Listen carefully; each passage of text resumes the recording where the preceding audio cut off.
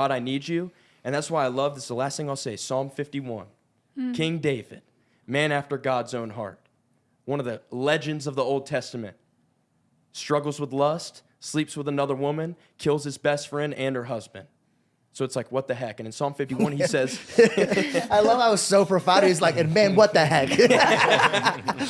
But I love that passage because like a lot of these Psalms, David is crying out to God in the midst of him struggling with sin. And he says, man, like when I keep this sin inside of me, it's like crushing my bones.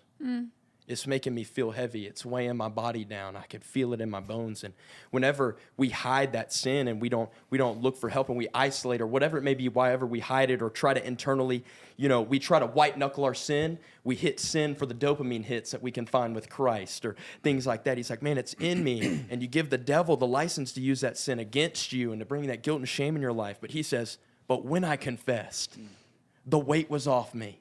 My bones weren't crushed. I humbled myself and said, God, I've sinned against heaven and earth. Thank you for forgiveness. And God